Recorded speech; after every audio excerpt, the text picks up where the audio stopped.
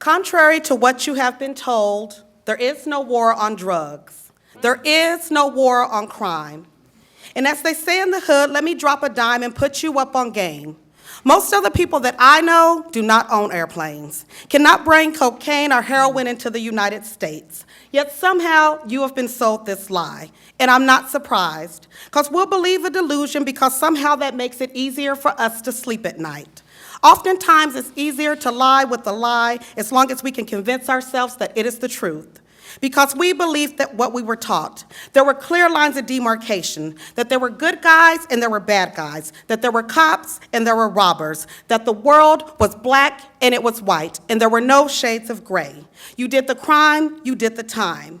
We believed we existed in a world where the scales of justice were balanced, and Lady Justice was fair, she was impartial, she was blind to things like race, class, and gender. But now you have the fox guarding the hen house. Crime is now big business. Please don't miss this. Crime is now seen as a profit. And if it lines their pockets, then why would they stop it? Somebody's got to get paid, from the jumpsuits, the sheets, even down to the lunch trays. And if they can get rich from stepping on your back, then that's what they'll do. It's not that everyone falls through the cracks. It's just that releasing you deletes their bank account so they want you back. So what they do is make it as difficult as they can. On your application, when they ask, have you ever been arrested, just check the box. I'm sure they'll understand.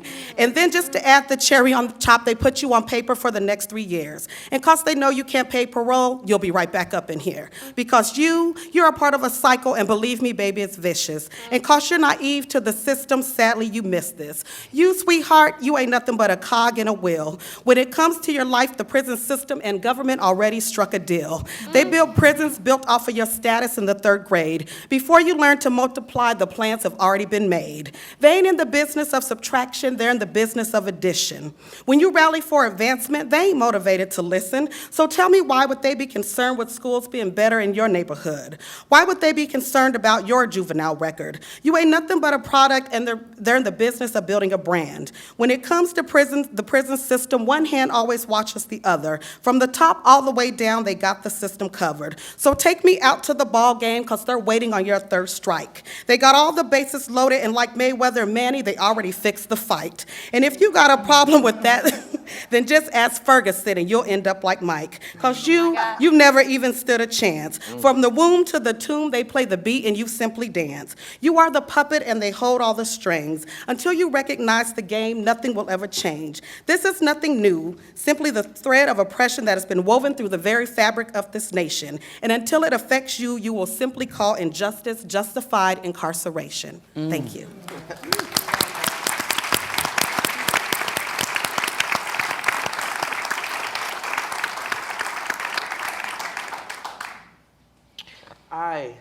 Thank you for that, sis. That was hot. You know, there's something about mass incarceration that's becoming sexy right now, which frightens me.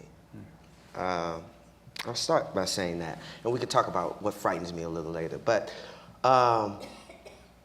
as Michelle Alexander has put out and has been popularized by John Legend, there are more black men under state control today than were enslaved in 1850, almost 12 years before Civil War started. And what is unique about this is that as black and brown bodies are disappearing, we don't notice it. And that is part of the fallacy of adopting colorblindness. Because the myth that we hold on to, and particularly the myth that has been sold to the white community, is that higher incarceration means a higher sense of public safety, which is not true. Because as crime has gone down, incarceration rates have gone up. And we have been blind to this because we have bought into the myth of public safety. Because we see the prison industrial complex, or we see the prison system in this country as crime control, because it has been labeled under something that our sister brought to bear in the poem called the war on drugs. And what we find out is that the war on drugs was nothing more than a war on the poor, ignited by Ronald Reagan, but exaggerated underneath Bill Clinton. Right? And so we see Clinton now sort of recanting some of the things that he did in that 1994 crime bill. But what happened underneath this is that we find that drugs became a target for police officers to go into communities, particular types of communities, and warehouse the people in those communities. Now, why is that important? Because I went to Harvard, and I promise you, there were more drugs on Harvard's campus than there were in Dorchester or Roxbury, the black neighborhoods in Boston. But where were the crime rate, where were the drug busts happening? Not on Harvard, because you don't cross into that territory, it's lily white. But you go into the impoverished communities where we have discovered that they are no more, people of color are no more likely to use drugs than white people are.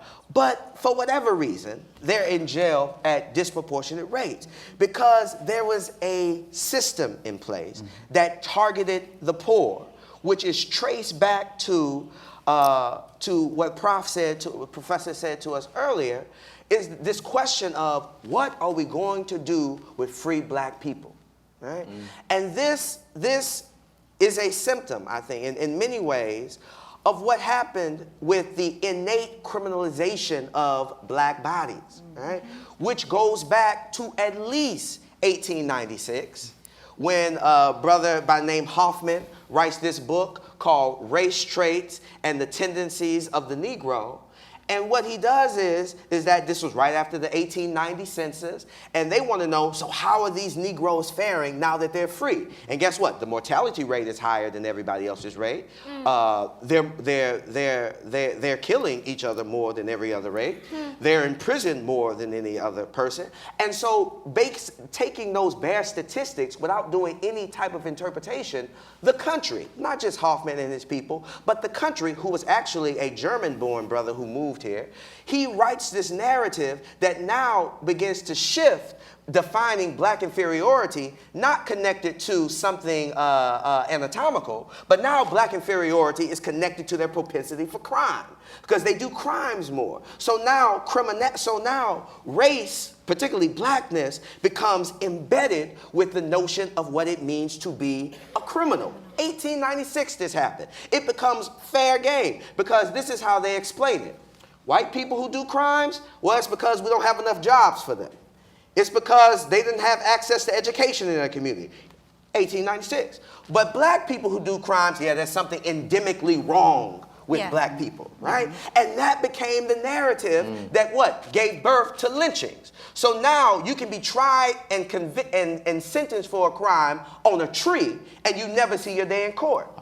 Because the question of what do we do with Negroes was not really what do we do with Negroes, but it's, okay, they're free, but how do we keep them out of the job market?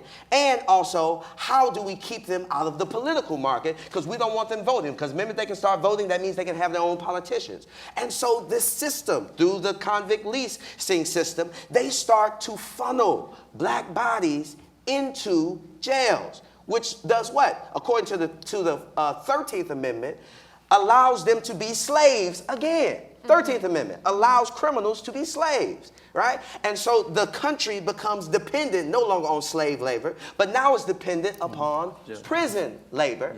And you need this myth of endemic black criminality in order to feed this system. So Mike Brown is shot because he looks nefarious. Freddie Gray is caught because he runs away, because he understands how police officers, black and white, view people of color. So there's this mass criminalization which is connected to mass incarceration, which feed off of each other, and is really connected to not individual racism, and it's connected to a system, but it's also connected to a particular logic that governs our bodies, that governs our action. And I often like to say this, and I will even say it in this space, because white supremacy can inhabit black bodies. It is true.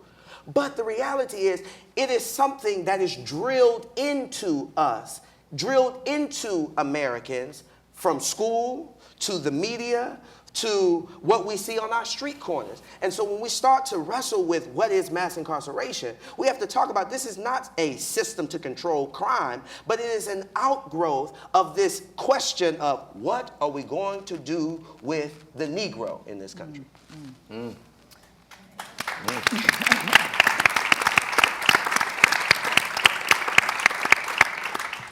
Thank you for your comments. I would only add that the focus on mass incarceration and the implications of being convicted of a felony, right, probation, parole, entry into prison, really misses how deep and embedded the criminal justice system, what we call the carceral state in academia and sociology, is really embedded in particular communities. So to return to the issue of prison admissions, there was a study done on Baltimore, and it found that the majority of prison admissions came from 20% of neighborhoods. So in some ways, this phenomenon is invisible because it is highly spatially concentrated. But the other point is it's much more expansive than just prison admissions. It's also this criminalization of poverty that occurs in particular for low-level offenses, right? And the Ferguson Department of Justice report is absolutely terrifying, right? Because you have emails going back and forth between the chief of police and the city administration saying, we are not going to be able to fill these gaps in our budget unless you ticket more people, right? Unless you ticket more people. So the city of Ferguson, and the question becomes, how many Fergusons are there, right? How many Fergusons are there? How many cities and municipal governments are funding budgets off ticketing poor people? There was an example of a woman in 2007 who received 2 tickets for illegally parking her vehicle. At the time the report is written in December of 2014, she has already paid $500 in fines. She still owes $500. So this woman was poor. She went through a period of homelessness. She was arrested, I believe, 6 times, right? And all of this comes out of 2 tickets for illegally parking.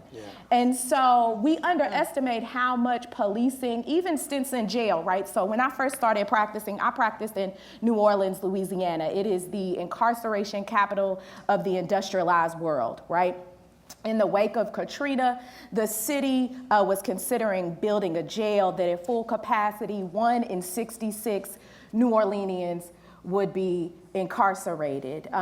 And so in Louisiana, somebody could sit in jail for 45 days on a misdemeanor without even being charged with a crime, right? So they could be arrested, bail could be set. If this person is too poor to post their bail for a misdemeanor, they could sit in jail 45 days before they were even charged with a crime.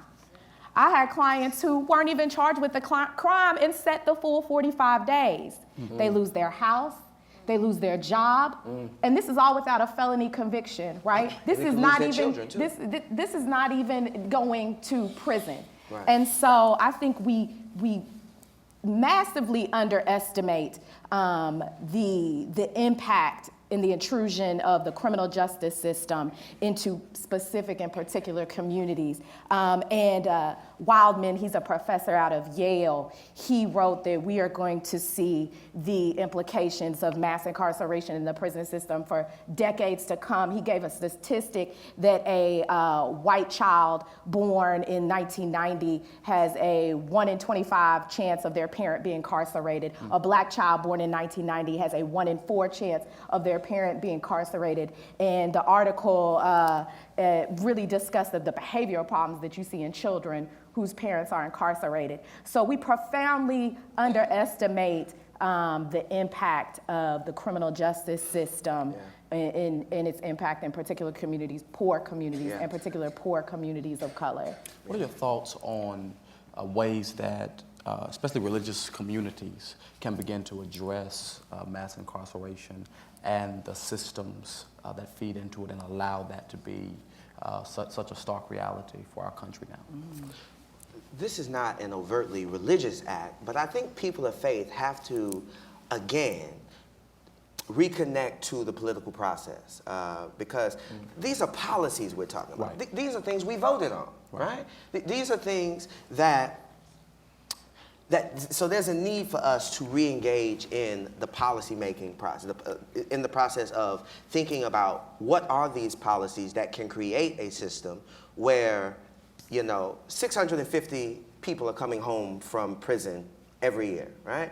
And they come back to places that have the same trappings of what allegedly sent them to a prison, right? Poverty's still real.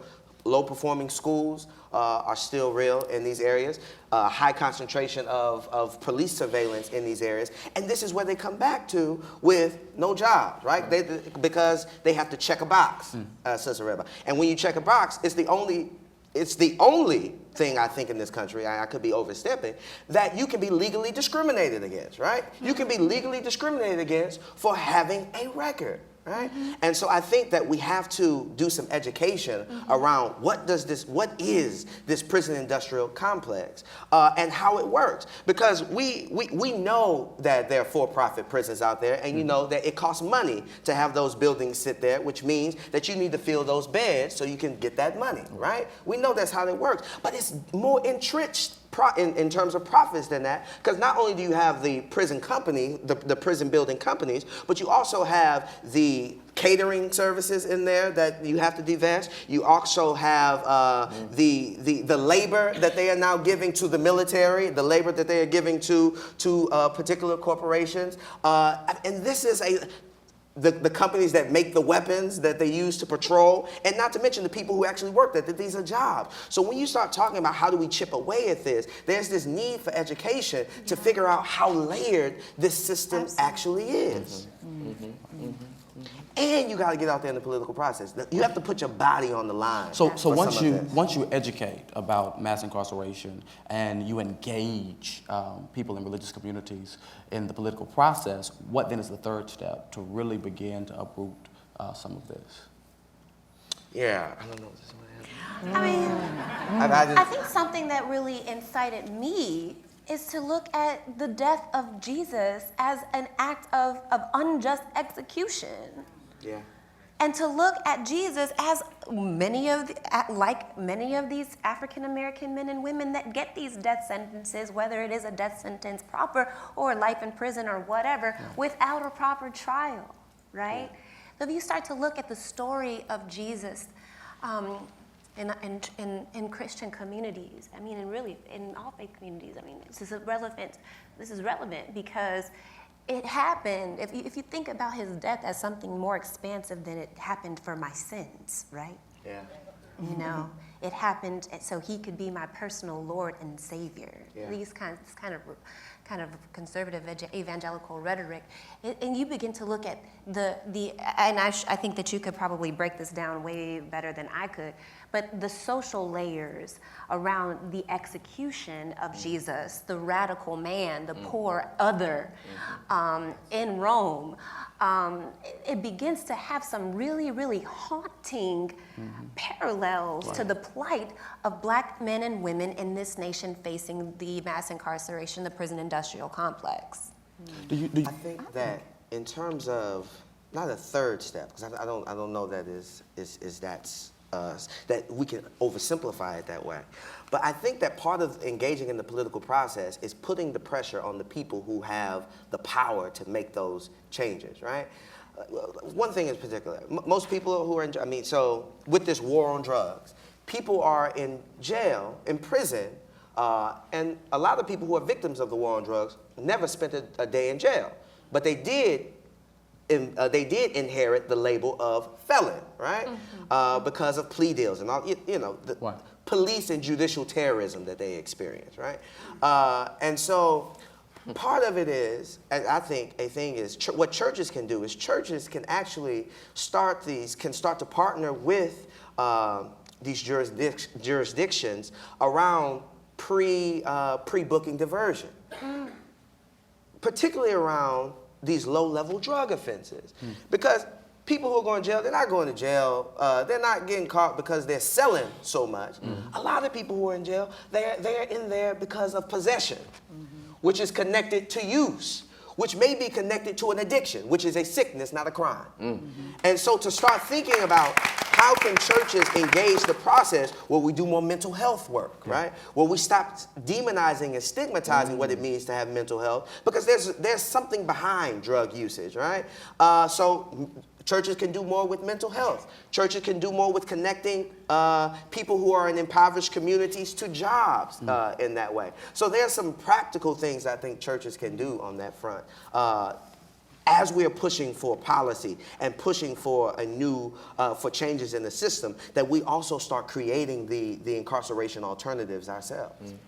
I was just going to add that, you talk about a step 3, but if step 2 is political engagement, we don't really have that, right? Now, since August, people have been on the ground since the killing of Mike Brown. This is the longest you've seen people protesting and marching since the civil rights era. So I think we definitely are witnessing a new social movement, right, that is going to last a while. But do we really have political engagement around these issues? We're about to have a primaries, and the estimate is that 10% of voters are going to come out, 10%. And so the question becomes, if we actually get political engagement, then what will the outcomes be? And you had a number of protests in this city, Ryan Herring, his brother Brandon Herring, a number of people and actually who are involved in the church. And as a result of their protests, there were these conversations, and now you see LMPD is about to start using body cams, right? And I think that's a direct result of their political engagement. And so, the question of what is the third step, I think we have to do steps 1 and 2. First, we have to have the education, right? And as you spoke to this idea of deconstruction, right? Deconstructing these ideas of who we fear, who is dangerous, who is a criminal, right? Because what's fascinating to me right now, there are estimates that the marijuana industry is going to be $1 billion industry, right? In Colorado, it was the fastest growing industry. So you have people now making millions of dollars off of something that you had thousands, millions of people being incarcerated for. And it is amazing to me. And so I think to address your question, let's get steps 1 and 2 first. And then what I think is important to do and to establish, which I'm not sure that we have done in our religious spaces, is establish a long-term goal as it relates to the prison industrial complex. We know that this is not a system that is conducive to healthy communities and a healthy society. But I think we have a tendency, we know that we must be politically engaged, and I think that's a very positive thing. The only issue with that is, especially when you talk about African American people, we were politically engaged when we elected Bill Clinton as president, yet, and we were, we saw an influx of African Americans who occupied high spaces, high offices throughout the nation, yet he was the one who really cemented some of these policies that have haunted our communities for the last 20 years. And so I kind of wonder, what is the long-term goal when we talk about mass incarceration? I would suggest that religious bodies would need to begin imagining what does it look for us to lobby against the privatization of these prisons, because that seems to be something that at its core is feeding this push for black and brown bodies to occupy prisons, because it's not only accomplishing some political goals, but it's accomplishing some financial goals for very wealthy people. And that's what I mean when I say the political process, be politically engaged, is also lobbying, making clear that we have a policy agenda.